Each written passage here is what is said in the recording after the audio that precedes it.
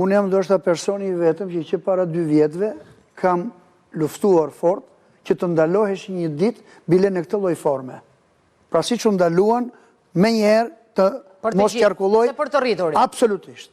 Kam 2 vjet. Pse për të rriturit tani? Një minutë, të lutem, të mbaroj logjikën pse. Pse kam qenë unë?